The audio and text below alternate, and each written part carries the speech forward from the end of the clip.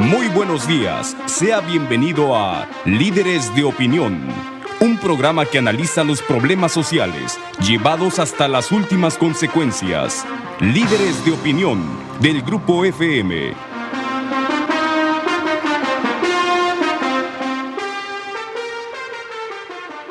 Hola, ¿qué tal? Buenos días, bienvenidos a su programa Líderes de Opinión. Soy su servidor Francisco Ávila Camberos, a sus órdenes, conduciendo esta mañana el programa y comentándoles que vamos a tener hoy una plática muy interesante con la diputada Rocío Nale García. Ella es diputada federal y el partido que la abanderó y la llevó a ese cargo de elección popular, por cierto, es el partido Morena. Le damos la bienvenida a Rocío Nale García, diciéndole que bienvenida a este programa donde vamos a platicar sobre temas que seguramente van a ser de mucho interés para el auditorio. Bienvenida, Rocío. ¿Qué tal? Buenos días, un gusto saludarlos. Qué bueno no, que estemos aquí platicando. Vamos a empezar, si te parece bien, por lo esencial. Platícame de dónde eres, de qué universidad egresaste y qué profesión tienes. Bueno, cuando a mí me preguntan de dónde soy, yo digo, soy de Coatzacoalcos, Veracruz. Tengo 30 años viviendo ahí. Yo llegué a Coatzacoalcos a trabajar, a buscar una vida digna, y no nada más encontré trabajo, que lo encontré en Petróleos Mexicanos, sino también encontré un esposo veracruzano, hice un hogar, mis hijas son veracruzanas. Cuando me preguntan dónde naciste, bueno, yo nací en Zacatecas, en Río Grande, Zacatecas, pero soy de Coatzacoalcos, tan es así que imagínate nada más, hoy soy la representante ante la máxima tribuna, que es el Congreso de la Unión de Coatzacoalcos, de ese distrito. Entonces yo creo que uno es donde te haces. Alguien dice ahí, uno no escoge dónde nace. Así pero es. sí escoge dónde echa unos raíces, dónde se desarrolla, dónde funda una familia, dónde se trabaja, dónde crece uno como persona. Sí, yo soy veracruzana por convicción, muy bien, no por obligación. Y bueno, una tierra maravillosa. Aquí es mi hogar. Soy de Coatzacoalcos. ¿Tú estudiaste en qué? Estudié en la Universidad Autónoma de Zacatecas, precisamente. Estudié ingeniería química con especialidad en petroquímica y una vez que terminé me vine a Coatzacoalcos, entré a trabajar a Petróleos Mexicanos, trabajé en los complejos petroquímicos de Pajaritos, de Cangrejera, del Morelos, trabajé también en la iniciativa privada, en Industrias Resistol, que estaban ubicadas también. Y bueno, mi vida ha sido ahí, mi vida profesional, mi vida personal. Adoro lo que he vivido en Coatzacoalcos, lo adoro. Y platícame, ¿qué te dio por entrar a la política? Bueno, precisamente en el 94, 95, Carlos Salinas emite una propuesta, una iniciativa de ley para privatizar la petroquímica, el sector petroquímico. Es el negocio más redituable del petróleo porque es donde obtienes valor agregado. Tu saco, si es de poliéster, pues viene de la petroquímica. El plástico, todos los plásticos vienen de la petroquímica. Y fuimos los técnicos y profesionistas que dijimos, oye, esto está mal, quieren entregar este gran negocio y no vamos a esperar que los mineros de Sonora vengan a defender la petroquímica o los que se dedican a la madera de Durango vengan acá, somos nosotros. Y en una forma, creo yo, bastante responsable, los técnicos y profesionistas nos organizamos y empezamos ahí, el grupo de expertos, ir a la Cámara de Diputados, asesorar en forma gratuita a los diputados, a tocarles las puertas. En ese tiempo nuestros diputados de Veracruz, en el Congreso Federal, estaba nada menos que Amado Cruz Malpica, quien es ahora diputado local en Veracruz por Coatzacoalcos. Nos sentamos con Amado, nos sentamos posteriormente con el otro diputado también de Coatzacoalcos que estaban en la Comisión de Energía.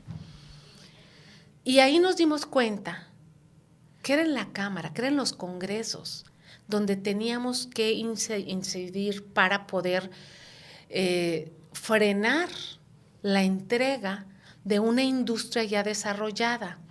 Se logró algo muy importante. Fue ya con Zedillo que se dice, ok, se va a abrir la petroquímica porque la iniciativa privada también lo pide. El 51% de acciones es para el Estado, en este caso de los complejos, y el 49% para la iniciativa privada. Y ahí ya nadie le quiso entrar, porque querían todo el negocio. Bueno, o si no, al menos querrían mayoría, porque si exacto. no… a ver, esto es como juntar ¿sí? el agua salada con el agua dulce o el agua con el aceite, es muy complicado. Entonces, se da eso, viene una parálisis del sector, o no una parálisis, empieza una desinversión al sector, y de ahí empieza una, no lucha, a mí no me gusta decir lucha, porque lucha es cuando te aferras a algo, sino empezamos a estar permanentemente técnicos y profesionistas en cámaras, en la Cámara de Diputados, en el propio Senado, haciendo propuestas ya no nada más de la petroquímica, sino de todo el sector energético. En el 2000, en 1999, cuando Vicente Fox llega a Coatzacoalcos y dice textualmente, todos estos fierros les voy a vender, esto no sirve, porque así no lo dijo, ahí en ese momento yo fue cuando dije, a ver, el señor no tiene otra visión, no sabe del sector o no sé, y yo decido afiliarme al PRD.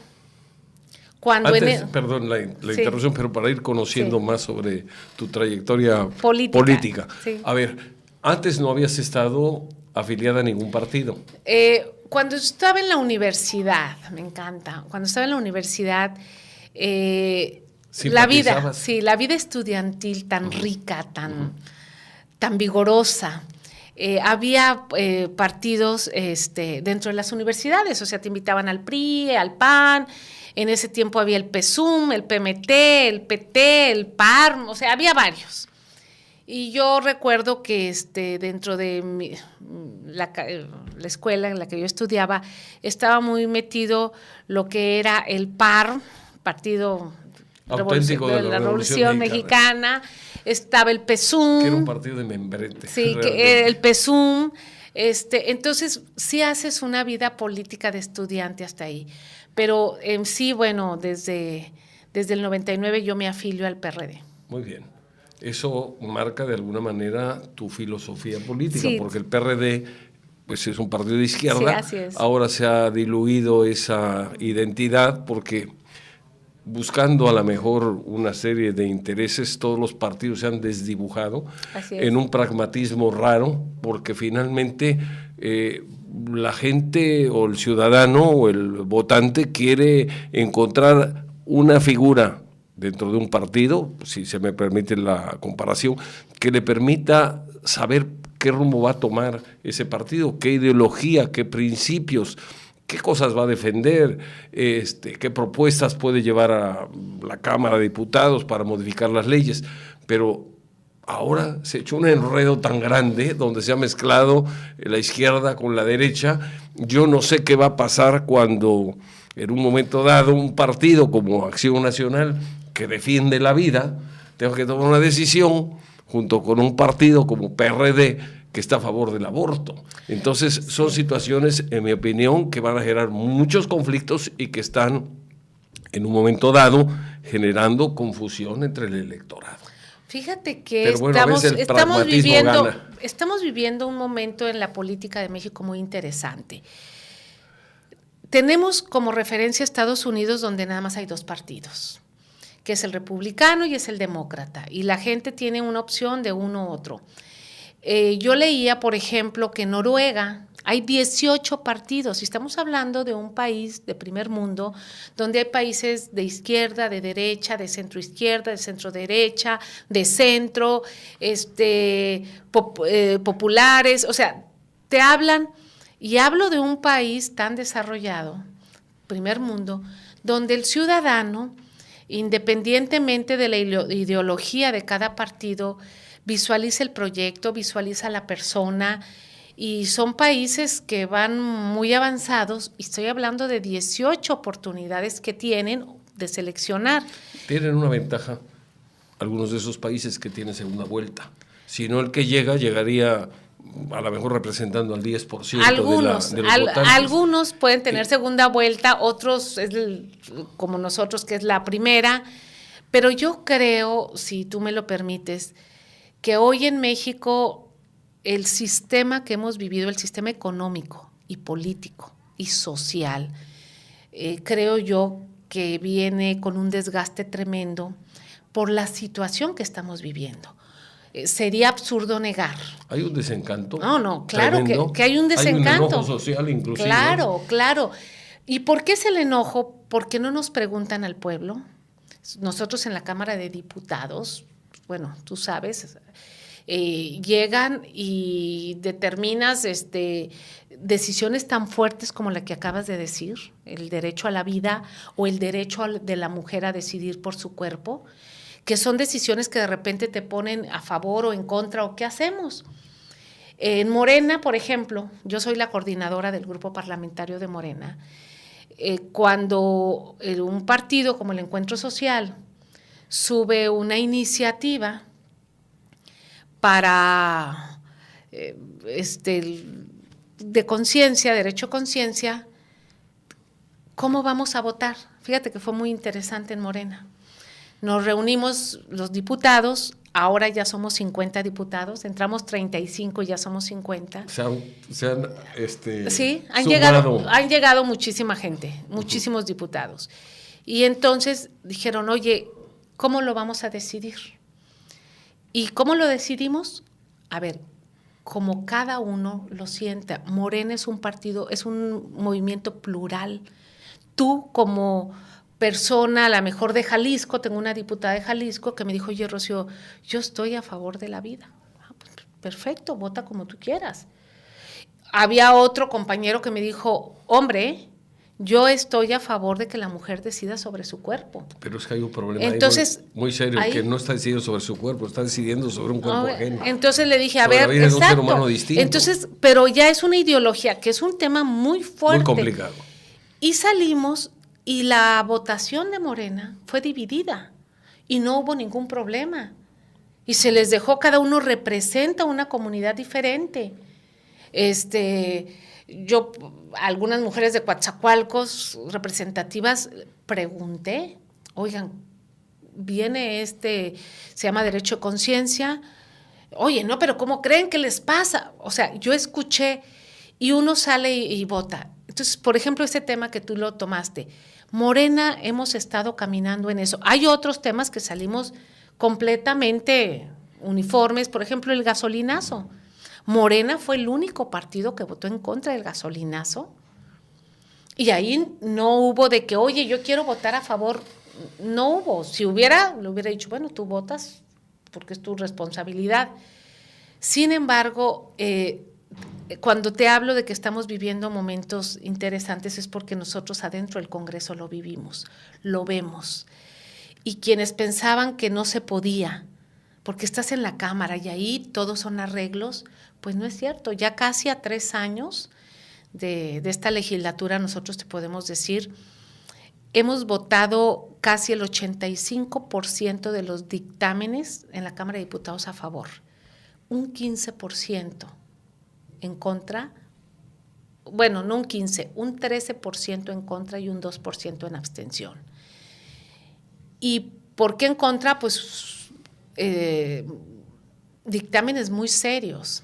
Te hablo del gasolinazo, te hablo del presupuesto, que esto es importantísimo que la gente se entere qué hace un diputado. Porque un diputado viene, baja y hablamos bonito, decimos el rollo, pero no, ¿qué estamos haciendo? ¿Cómo le afecta? Porque es ahí precisamente las decisiones que se toman, cómo nos afecta hasta el seno de la casa. Podemos saber, oye, qué coraje, subió las verduras, que ya fui al mercado y cuestan más, porque a veces no sabemos que para trasladar las verduras de la zona rural hacia el mercado de la ciudad o hacia el supermercado, pues se necesita gasolina. Y ya subió de precio. Y subió de precio la gasolina y le tienen que subir de precio a las verduras. O sea, ejemplos que te van hasta la mesa de tu casa. Claro. Creo que eso nos falta comunicarlo y que se ha ido avanzando, ha sido una experiencia maravillosa. Estamos tratando cada día de romper un cerco de comunicación, cosa que te agradezco muchísimo esta invitación, para informarle a la gente qué estamos haciendo. Hay que aprender a dialogar con respeto. Y eso estamos intentando hacer. Así es. Porque finalmente hay muchas cosas que a lo mejor en cuanto a soluciones podríamos pensar diferente, pero hay muchas otras cosas que, lo comentamos antes de que empezara esta charla, nos unen. Todos queremos lo mejor para México, todos queremos un gobierno eficiente, todos queremos que haya menos corrupción.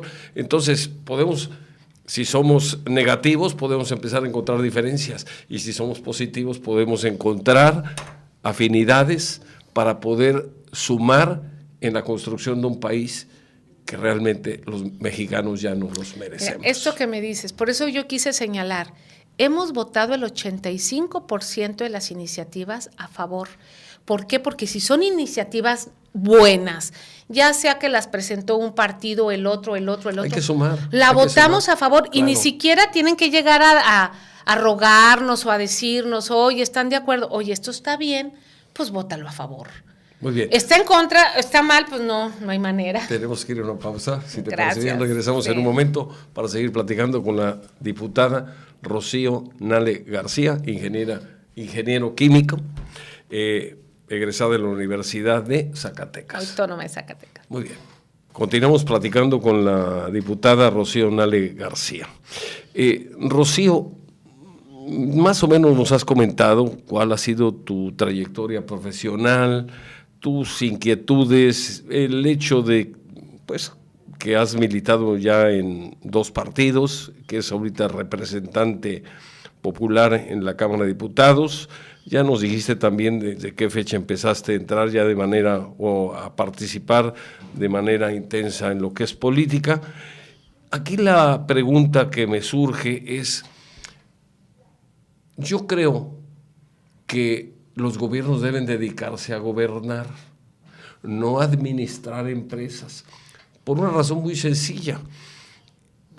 Creo que las empresas las manejan mejor los empresarios, esa es su vocación, esa es su función, de tal manera que el empresario tiene una obligación social, una obligación moral, una responsabilidad social, para decirlo con más amplitud, y esa hay que insistir, porque hay empresarios que creen que por el hecho de que la vida o las condiciones o su capacidad o su familia o su herencia los puso en un lugar como empresarios, creen que están hechos a mano. No, hay una responsabilidad enorme porque han recibido más talentos que otros, tienen una responsabilidad enorme de ver que hay empleo, que se le pague con justicia a la gente, que no sea a sus trabajadores, que trate con justicia a sus clientes, que busque la manera de obtener más calidad para ser más competitivos. Ese tipo de empresarios es el que necesitamos en México. Pero yo creo que el gobierno, por muy eficaz que pudiera llegar a ser, no es bueno que maneje las empresas. ¿Por qué? Porque cada 3 años o cada 6 años, dependiendo el ciclo que se esté dando y dependiendo el cargo de elección que se esté definiendo, pues resulta que ponen a un director de una paraestatal que es un político y a lo mejor no tiene ni la más remota idea de cómo hacer productiva, cómo hacer eficiente esa empresa. Conclusión, pues pierde dinero, se dedica a robar muchas veces, acomoda a todos sus cuates y a sus parientes, si es posible, en los cargos directivos, y resulta que esa empresa pues empieza a dar tumbos económicamente, pierde dinero, y entonces llega y toca y dice, oiga, necesito 50,000 millones de pesos para que esto no cierre, o 10,000 o 5,000. Y ahí estamos metiéndole dinero de nuestros impuestos. Yo creo que tienen que manejar las empresas los empresarios, tienen que cumplir con su responsabilidad social, y les sale al gobierno más barato hacer eso y pedirles a los empresarios que paguen impuestos y no tener que vivir subsidiando a las empresas pues prácticamente de por vida. Ahí tenemos el ejemplo de Ferrocarriles, Comisión Federal de Electricidad, Luz y Fuerza del Centro, Pemex, ni se diga, que pierde un montón de dinero. Bueno, esa es mi forma de pensar, de ver las cosas bajo mi óptica. Puedo en un momento dado pues, entender que hay otras formas de pensar, otras formas de razonar esto. Yo veo que en las propuestas de Morena está y si estoy equivocado me corriges, pues está el revivir un esquema que ya superamos hace muchos años, donde el gobierno es propietario de empresas. Creo que eso es un error y corremos el riesgo de que, pues si esta política se llega a aceptar por parte de quienes manden o gobiernen, pues podemos dar un salto hacia atrás. Tu opinión te la agradeceré mucho. Bueno, mira, voy a hacer un resumen de 1 minuto. Se nos ha olvidado a los mexicanos o se nos ha perdido en la historia, porque incluso han cambiado hasta los libros de texto, que México tuvo una etapa de creciente desarrollo. Hablo después de 1938, de los 40, 50, 60. Esas 3 décadas, México mantuvo un crecimiento de arriba del 7% del PIB, gracias a que se desarrolló toda una empresa del Estado, empresas del Estado, ferrocarriles, Conasupo, Pemex, CFE, eran más de 2,000 paraestatales. Y ahí tuvimos un creciente desarrollo, se hicieron hospitales, se hicieron carreteras, se hicieron escuelas, gracias a la buena administración que en ese tiempo los gobiernos en turno tuvieron. Después de los 70s, 80s, que viene el boom petrolero y que empieza incluso, si tú quieres llamar, una mala administración, y no era tan mala, sino que empieza todavía una explosión viendo a nivel global, porque primero México tuvo su crecimiento interno arriba del 7% del PIB anual. Por más me tocó a mí, por más de las 3 décadas. En los años 60. Exacto. Y además tuvimos, me parece que 18 años el dólar a 12.50. Bueno, entonces se nos olvida eso, y era cuando el Estado administraba y el Estado crecía. ¿Qué pasa después de un cambio de hace casi 30 años con un sistema que se llama neoliberalismo, que entra a México y que era precisamente desmantelar todo el Estado bajo el argumento de que pues, el Estado no debe de administrar, sino debe de gobernar, y estas casi 2,000 paraestatales que había terminan en manos de algunos particulares. Es lo que le llaman capitalismo de cuates. Exacto, exacto. Entonces, eso se nos olvida, eso no lo alcanzamos a ver. Sin embargo, hoy en día, cuando tú me dices, estamos escuchando a Morena que quiere que las empresas, todas las empresas petroleras, te voy a hablar del caso específico de Pemex o de la de energía, de electricidad, todas las empresas del mundo petroleras, todas, es el mejor negocio del mundo. Y te voy a poner 2 ejemplos. Noruega, con su empresa Statoil, que es del Estado, que la administran y que tiene el fondo petrolero más grande del mundo. Son más de 800,000 millones de dólares que tienen en diferentes bancos de Europa, y ese fondo petrolero de sus ahorros, de sus producciones, los tienen visualizadas para las próximas generaciones, y administra el Estado. Te voy a poner el otro ejemplo de Arabia Saudita, Saudi Aramco, su empresa estatal. Arabia, ellos tienen un fondo petrolero, es el segundo fondo petrolero más grande, y que también en una forma lo han administrado para las futuras generaciones. Aquí el problema en México se llama corrupción, tremendo. No es de que si el Estado o los privados, los dos son muy importantes, los dos suman, y voy a volver al caso de Coatzacoalcos. Coatzacoalcos llegaba y se ponía un complejo, el complejo petroquímico Cangrejera. Una vez que se instalaba, alrededor se instalaban importantes empresas privadas como Celanese, como Resistol, Sitza Bayer, y había un equilibrio y un crecimiento conjunto entre lo público y lo privado. A la hora que se rompe ese equilibrio, porque el Estado no sirve y porque todo lo que nos están diciendo, también perdió la iniciativa privada. Hoy esas empresas no tienen materia prima, no tienen la garantía de abastecimiento, su producción cayó porque se rompió ese equilibrio. Entonces, en Morena decimos, ok, el Estado tiene una responsabilidad y hay que ayudar al privado. Esa es nuestra visión, no es o el privado o el Estado y se acabó. No, debe de haber un equilibrio y el Estado debe de ser promotor en cierto punto. A veces lo vemos nada más así corto, como me lo acabas de decir. Morena está viendo nada más un retroceso como antes. No, queremos un desarrollo porque va a tener que ser en conjunto. Va a tener que ser en conjunto. Estos últimos gobiernos ha sido un profundo desprecio hacia la productividad del Estado, un profundo desprecio y incluso se le ha vendido la idea a los privados de que ustedes métanle, ustedes hagan, ¿y en qué hemos terminado? En negocios de cuates. Y los empresarios, que hay muchos, o comerciantes de nivel medio, son los que están cargando en las espaldas de este país la carga fiscal. Entonces, cuando tú haces un análisis, dices, a ver, estamos mal y no podemos ir por el mismo camino porque iríamos al despeñadero, claro, de donde ya vamos. Claro, obviamente. Vamos a una pausa y continuamos. Está muy interesante la plática. Y además claro un poco polémica. Que eso es parte de... Le da más sabor a esto. Así es. Vamos a una pausa. Continuamos con su programa Líderes de Opinión.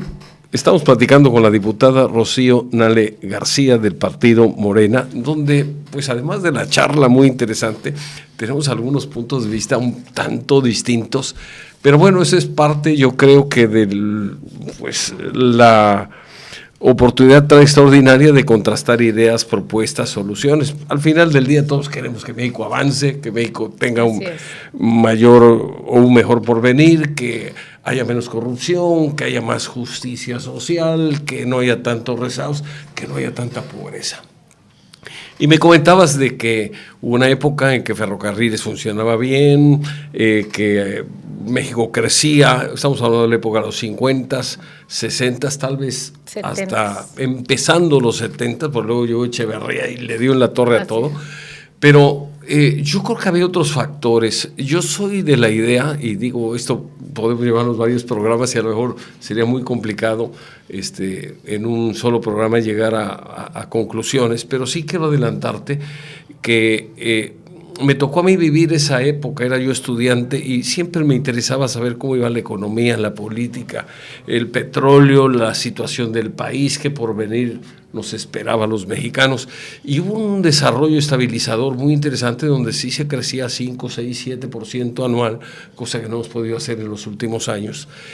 Y creo que había varias condiciones, había una gran esperanza en el futuro de México, había un gran optimismo, estaba emergiendo la clase media, estaba incrementando su número. Un profesionista, un maestro podría ya aspirar a comprar un coche. Me acuerdo que el coche más barato costaba 16,000 pesos. Que alguien lo podía pagar con un poco de ahorro. En fin, había una situación que se daba en México. Después de la guerra hubo un reacomodo en las economías y pues el hecho de estar pegados a los americanos con todos los problemas que nos generan y todas las situaciones adversas que se nos presentan cuando llega algún presidente como el que tiene ahorita, pero bueno, de alguna manera la economía iba jalando, iba caminando, pero no creo que haya sido por la inversión de Pemex. Pemex casi siempre ha perdido dinero. Y no porque sea un mal negocio, sino porque han puesto a los políticos a administrar. Yo recuerdo, por ejemplo, que a Lázaro Cárdenas se le ocurre, hay un conflicto con los ferrocarriles eran puntuales, eran limpios cuando los manejó la iniciativa privada, porque finalmente es un negocio, si dejan que el negocio caiga, se acabó el negocio. Pero llega un momento en que Lázaro Cárdenas, que era muy populista, pues les da los ferrocarriles al sindicato, cuando el sindicato debe ser un contrapeso de la empresa para poder sacar adelante a una empresa tan importante como los ferrocarriles. pero se lo da al sindicato y truena. Entonces, la experiencia que hay de la mayoría de los países es que cuando el gobierno administra algo, lo truena. Dice un cuento cruel que si el gobierno mexicano administrara el desierto del Sahara, en un año estarían importando arena. Y otros dicen que si administrara el Polo Norte, pues estarían importando hielo. Los gobiernos, en mi opinión, y en la opinión de muchas personas que se dedican a estudiar esto, debe de gobernar con eficacia. ¿Y qué es lo que tienen que hacer de las empresas? Impulsarlas, apoyarlas para que sean eficientes, para que reinviertan, para que crezcan, para que sean competitivas, para que generen empleos bien pagados. No puede ser que tengamos empleos, lamentablemente, 80 pesos al día o 90, porque con eso la gente se muere de hambre. Todo eso hay que arreglarlo, pero sí creo que el gobierno debe ser el dueño de las empresas. Debe de dedicarse a gobernar bien y no hacerle el empresario. Y 2 comentarios nada más muy breves. Noruega efectivamente tiene una empresa petrolera que es un ejemplo. Nada más hay que ver un detallito, el contraste, el nivel de preparación del pueblo. Bueno, ese es un punto. Mira, eso es muy importante. Es un país chico, de 5 o 6 millones de habitantes a comparación de lo que tenemos nosotros. Sí, un nivel educativo más alto. Pero más que eso, yo creo que sí fue la voluntad política. Noruega tiene de vecinos a los daneses, en Dinamarca. Dinamarca en los años 80 fue un país con los índices de corrupción más altos. Al momento en que Dinamarca hace un cambio de gobierno en la década de los 80 y se pone cero tolerancia a la corrupción, hoy tanto Dinamarca como Noruega, que Noruega no tenía esos índices, sino Dinamarca, estamos hablando de los países más desarrollados del mundo. Claro, menos corruptos. Y sí se puede. Nosotros no podemos resignarnos como mexicanos a que esta vida nos tocó, a que no se puede y a que así es. Tú acabas de mencionar años pasados, las experiencias que se vivían, unas buenas, otras malas, cómo se iban corrigiendo. Los ferrocarriles de México terminan prácticamente con Ernesto Zedillo cuando se los entrega a una empresa paraestatal extranjera, no paraestatal, una empresa transnacional extranjera, y él termina siendo parte del Consejo de Administración. Eso es falta de ética. No, falta de ética y ser corrupto. Claro, bueno, entonces, cuando estamos metidos en esto y los mexicanos ya cargamos esa losa y decimos, bueno, esto es así, ahorita viene una generación tan interesante, mis hijas, tus hijos o tus nietos, vienen en esa generación que dicen, basta. Hoy la llamada generación millennials, los millennials son los que están diciendo, ya no queremos esto. Ya no queremos esto, ustedes como generación, nuestros padres, porque no los abuelos, sino los padres, o sea, me incluyo en esa generación, han estado haciendo las cosas mal, nos están dejando un país endeudado, no nos dan oportunidades, hay fuga de talentos, de cerebro, o jóvenes que no tienen oportunidades y que están encontrando las oportunidades en conductas antisociales y que tenemos reventado el sistema social. O sea, todo esto… El sistema social, el sistema de impartición de justicia, el sistema educativo, todo. Claro, entonces tenemos que reaccionar nosotros, porque los de atrás nos vienen empujando y nos dicen, o lo hacen ustedes o vamos nosotros. Y creo que sería un absurdo hacer una política del avestruz, de meter la cabeza y decir, bueno, los que vengan que lo arreglen. No, mostrar propuestas, sí, lo estamos haciendo, en Morena lo estamos haciendo. ¿Qué base tenemos nosotros? ¿Qué hemos dicho? Para crecer económicamente, para ser competitivos, para tener una política exterior respetable, tenemos que producir en el campo, producir en la industria, producir.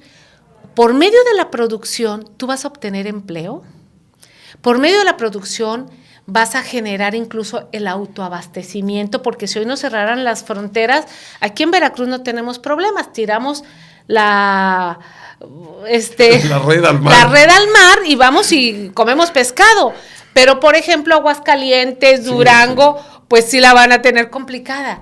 Estamos importando nuestros alimentos, nuestros granos. 43% de lo que consumimos trae nuestros granos, carne estamos importando y nos hemos vuelto una sociedad perezosa, donde nos dijeron, ciérrale porque eso no te conviene mejor importar. Yo me acuerdo, y no hace mucho, fue con Vicente Fox, cuando nombra de secretario de Agricultura a alguien que le llamaban el rey del ajo, algo así, Usabiaga.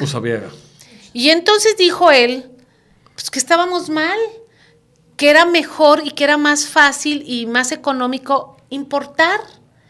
Y entonces en una forma absurda, se empezó a abandonar más el campo que ya venía con esto, porque había que abrir las fronteras y meter todos nuestros alimentos. Yo qué te puedo decir de la gente del Bajío, del aguacate, de las fresas, los frijoleros de Zacatecas, bueno, empezaron a tener hasta problemas porque meten frijol, ya no decirte del maíz, o sea, elementos básicos de nuestra dieta. Nosotros decimos, a ver, ya se tuvo esa experiencia, tenemos que volver a producir en todos los sectores, activar la producción, público, privado, como sea, hay que producir. Incluso el proyecto que nosotros tenemos, el proyecto que ha estado publicando Andrés Manuel, habla de una alianza de facto con las empresas privadas, que las empresas privadas puedan darle apertura a los jóvenes para que aprendan oficios. Y entonces un privado va a decir, ¿y yo con qué le voy a pagar? Porque tú quieres que entren aquí 10 jóvenes o 15 o 20 que estén entrando. Sí va a haber un apoyo de parte del gobierno, incentivos también para que ese empresario le dé entrada a jóvenes que desarrollen un oficio, su talento, su profesión. O sea, tenemos que darles empleo.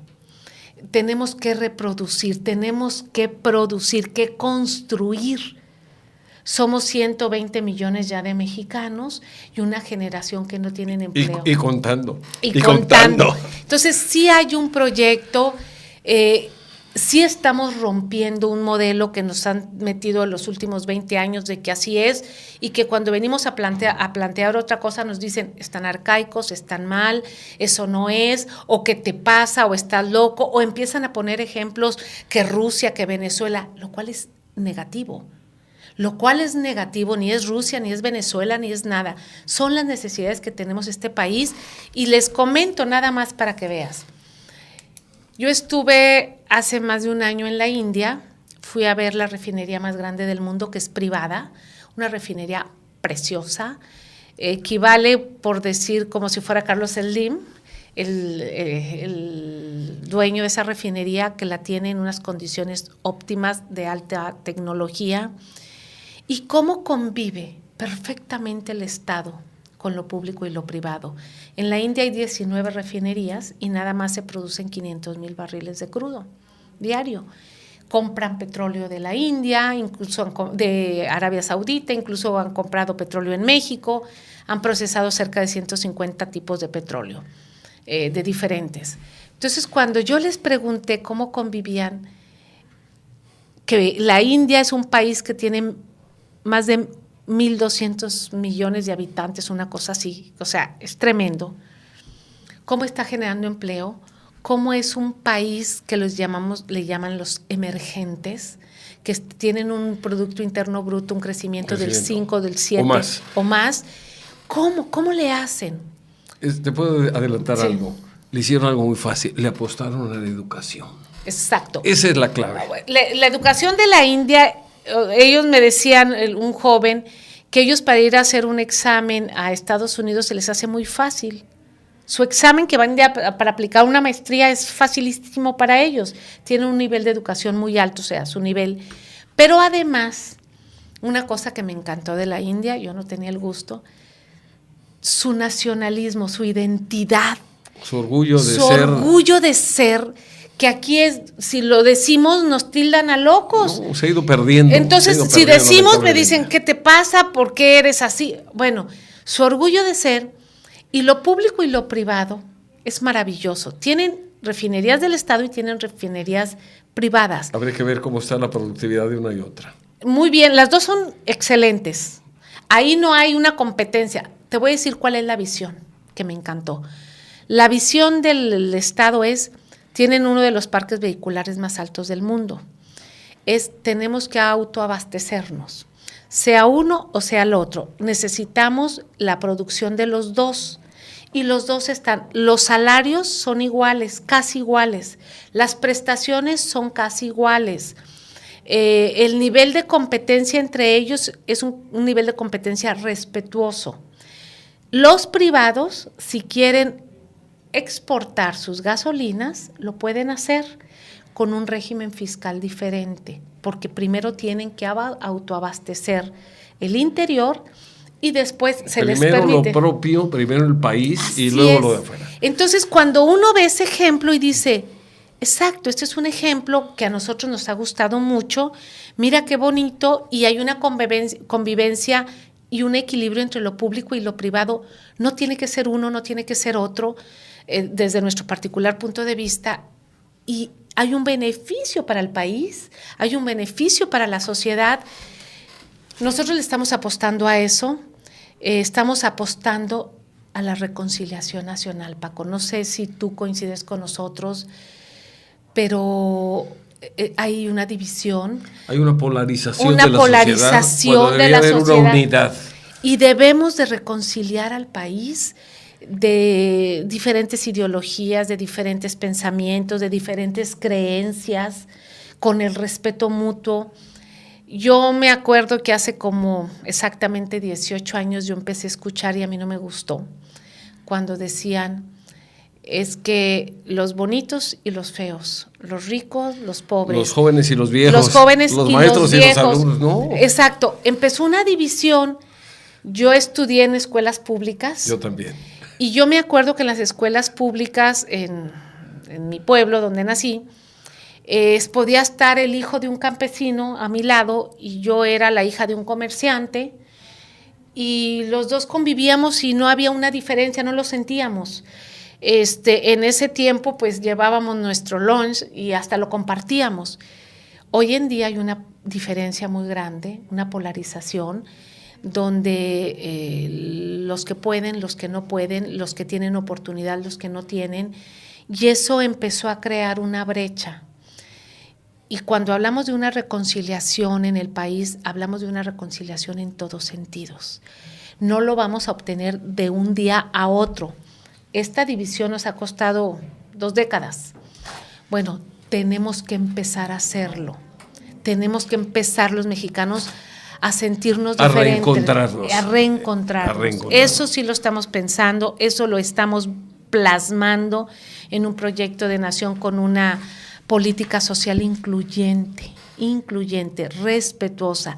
No sé si has escuchado, es que López Obrador es cristiano, es católico, no sé, yo no le he preguntado qué religión es, no sé si sea o no, es respetuosa, pero en Morena vemos cristianos, católicos, agnósticos,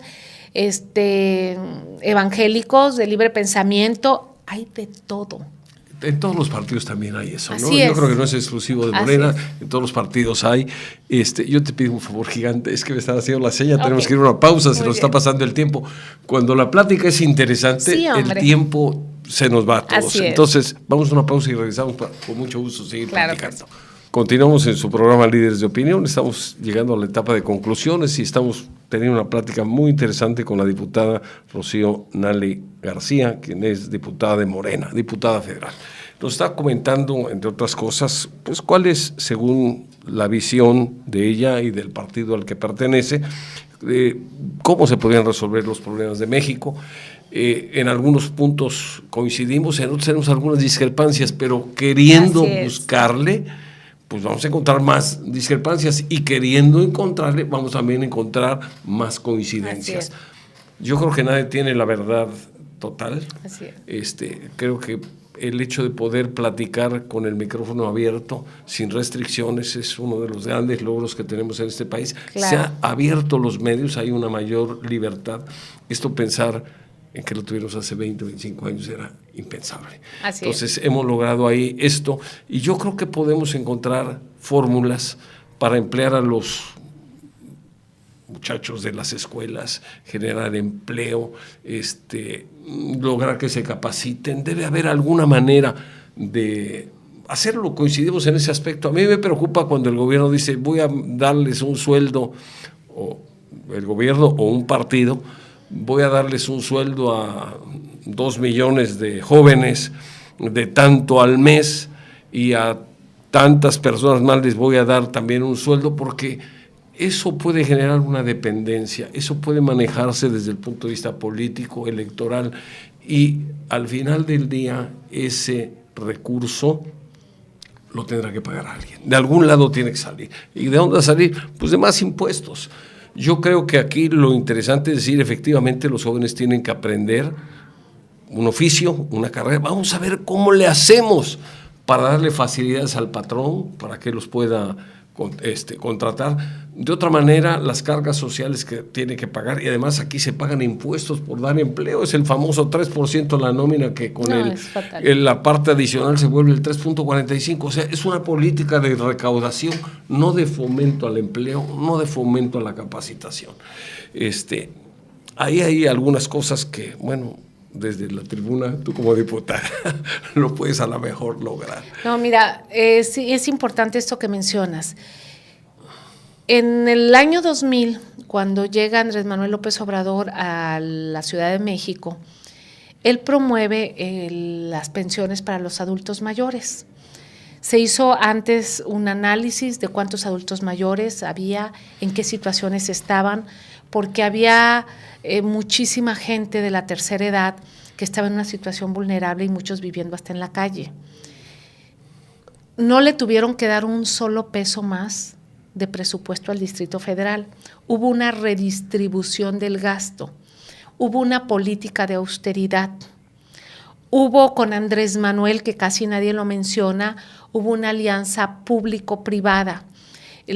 Por ejemplo, Carlos, el centro histórico. El centro histórico, todo lo que arregla con un capital semilla, donde el gobierno pone un peso y, por ejemplo, Carlos Slim y otros privados pusieron 2 pesos y logró el centro histórico revivir, darle dignidad y a lo que antes, algo que exacto, estaba en unas condiciones entonces, deplorables. Ahora se dice, a ver, tenemos que redistribuir el gasto. Estos adultos mayores en la Ciudad de México, sin distinción, no de qué partido eres ni qué nada, se levantó un censo y por medio de una tarjeta electrónica, sin tener que ir a hacer fila, ni pasar lista, ni de qué partido eres, ni de qué sí, ni de qué no.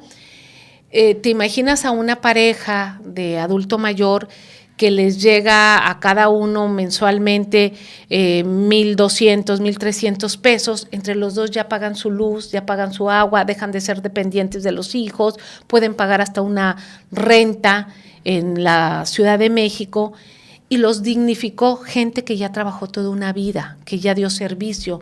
Y esto no fue un invento, se hace en España, se hacen en otros países, que se les da pensiones a las personas. Después de haber cotizado mucho tiempo. Sí, después de haber cotizado. Y aquí el problema es que muchos de ellos no cotizaron. Yo no me aparto a que se ayude a los senectos, pero yo creo que tiene que hacerse con otros criterios. En primer lugar, pienso que la obligación fundamental es de los hijos. No puede ser que los hijos se les entienda. Pero eso ya es un asunto que sale más allá del gobierno, porque bueno, ya es cuestión familiar. Se hizo esto, fue un éxito. Se dignificó al adulto mayor, bajó en un índice, pero muchísimo, las personas que vivían en la calle. Eso es positivo. Sí, entonces eso, por ejemplo, en cada delegación del Distrito Federal se hizo una preparatoria pública, porque acuérdense que nada más estaban las preparatorias de la UNAM, las preparatorias del Politécnico, y los muchachos que estaban saliendo de las secundarias y que no lograban entrar, o los padres no tenían dinero para pagar una preparatoria privada, o los muchachos terminaban en la calle. Entonces, en el Distrito Federal se hizo una gran preparatoria en cada delegación para garantizar que en la Ciudad de México la educación, el Estado tiene garantizada la educación hasta la preparatoria, y para garantizarlo debes de tener la infraestructura. También fue maravilloso. La Ciudad de México fue la primera ciudad donde se instalaron cámaras de vigilancia. Ustedes recordarán que llegábamos al Distrito Federal y era un miedo porque te iban a robar, te iban a asaltar. Cuando se ve ese problema, se instalan cámaras de vigilancia, creo que eran 8,000, con ayuda también de la iniciativa privada, porque pues, al comerciante, al empresario también le estaban afectando. Baja considerablemente el índice de la delincuencia. No quiere decir que se eliminó, no es cierto. Baja. Entonces se tomaron acciones en lo público y en lo privado. Y esto lo menciono por aquello de que ya sabemos lo que el futuro que viene. Entonces tú dices, a ver, se menciona, ya se hizo, ya hubo un ejemplo, ya hubo una responsabilidad. ¿Qué queremos? Primero, queremos generar confianza. Yo quiero decirte que yo vivía en la Ciudad de México en esa época, era yo diputado federal, y teníamos mejor alumbrado en Veracruz que en la Ciudad de México. ¿Sí? O sea, se dieron muchas ayudas a las personas mayores, pero también se descuidó enormemente el mantenimiento de la infraestructura. Por desgracia o por fortuna soy ingeniero civil y me doy cuenta perfectamente bien cuando una ciudad se bachea, cuando las lámparas funcionan. Había lámparas que en el trayecto al hotel donde me quedaba, las veía, terminé mi periodo y seguían apagadas. Entonces, aquí el problema es cómo se reparte el dinero, y ahí es donde yo tengo alguna objeción, como dice en el programa ¿cómo se llama? El privilegio de mandar, dicho con todo respeto. Pero creo que se sacrificaron muchas cosas. Sí hay que ayudar, tiene que haber una participación de la sociedad, tiene que haber una participación del gobierno, no son entidades que deben de estar divorciadas, tienen que ser entidades que se complementen, y todo aquello que pueda hacer bien la iniciativa privada, que lo haga la iniciativa privada, y todo aquello que es necesario que haga el gobierno, porque la iniciativa privada no lo puede hacer, el gobierno tiene esa obligación de hacerlo. Y para eso necesitamos que los recursos alcancen. ¿Y cómo van a alcanzar? En eso sí vamos a estar de acuerdo. Menos corrupción, mayor eficiencia, menos burocratismo, menos trabas, menos complicaciones para hacer una gestión que lo único que nos conduce esto es a pérdida de tiempo y a las famosas mordidas. Tenemos muchas coincidencias en ese sentido, estimada diputada. No, y así es. El combate a la corrupción, esa es la tarea esencial que lo tenemos que hacer, pero no es de abajo, pero no es de abajo hacia arriba, es de arriba hacia abaeabajo. Las escaleras se barren de arriba abajo. Sí, hoy vemos, los excesos desde la presidencia, desde las cámaras, o sea, yo estoy en la Cámara de Diputados, desde las cámaras, desde los gobernadores, y cómo baja todo esto, y entonces todo un pueblo volteamos y vemos arriba. Vemos el mal ejemplo y no falta quien lo quiera imitar. Entonces dicen, es que así es la tranza, así es la corrupción, y los jóvenes, hay muchos jóvenes que quieren dinero rápido, fácil, y están pensando, si hago este mal negocio, o sea, eso lo tenemos que cortar de tajo. Es una frase perniciosa, terrible, pero que muchos la creen, dicen que no tranza, no avanza. Sí, y eso tenemos que erradicarlo desde cualquier trinchera, desde cualquier partido, desde cualquier profesión, estrato social, lo que sea. Ese es el principal enemigo de México. Así es. Y sí se puede. Yo lo que sí quiero decirle a la gente es, sí se puede. O sea, se pueden cambiar los peores vicios en México. No podemos resignarnos a que con esta cruz nacimos y que con esta vamos a morir. No. O sea, nosotros tenemos que edificar la casa que queremos. Y no es de que es una, que es otra, y ahí vienen y son lo mismo. No, es cierto. Si nosotros continuamos por el mismo camino, la misma ruta de la política económica y social, vamos a ir a lo mismo. Entonces, cuando hablamos de un cambio, y un cambio enérgico, un cambio fuerte, dicen, es que me asusta. No te asuste, tenemos que cambiar. Tenemos que hacerlo.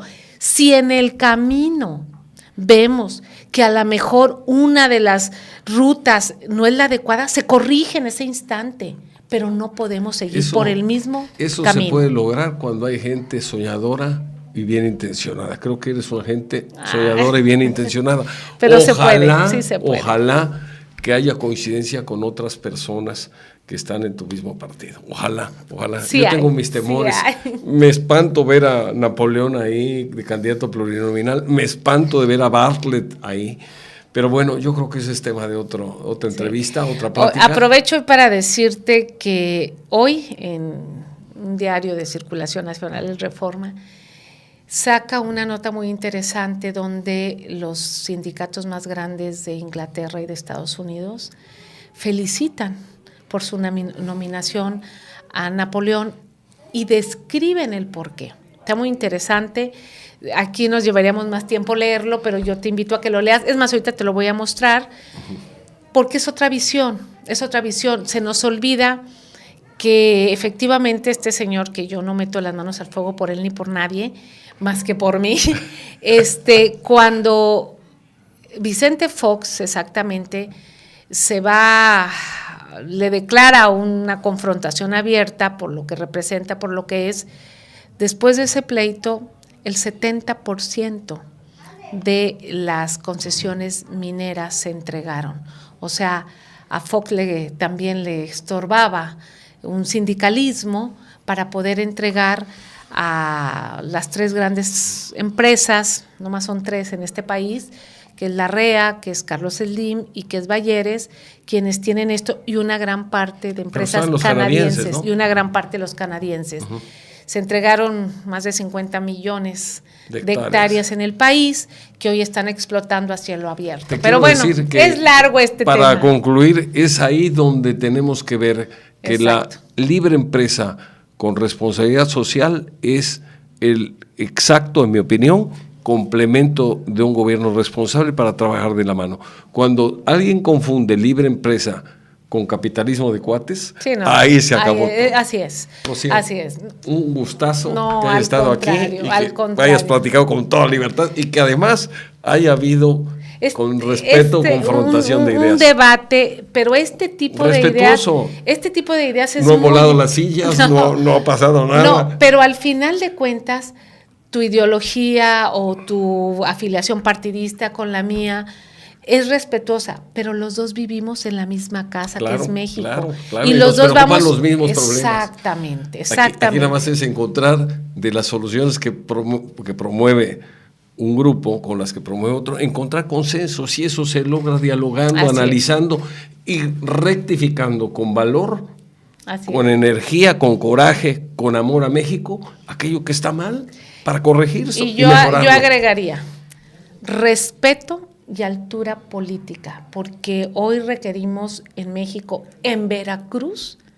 estatura política. Si no, ¿cómo transitamos? Y creo que de nuestra parte hay toda la voluntad. Yo te conozco y bueno, ¿qué puedo decir de una persona con la calidad moral que tienes en Veracruz? No exageres, te agradezco mucho. Claro que sí. Te agradezco la flor. Oye, un gusto que hayas estado aquí y hacemos el compromiso de que ahora que empiecen las campañas y se pueda hablar con más libertad, nos volvamos a reunir y volvamos aquí a platicar, pues, o intercambiar las opiniones de lo que puede ser una solución para que México avance con certidumbre, con justicia social, con seguridad, con un porvenir que nos aliente a todos a trabajar con más entusiasmo y no con desánimo. No, claro que sí. Muchas gracias por todo. Gracias. Un gusto de veras haber platicado con la diputada Rocío Nale García.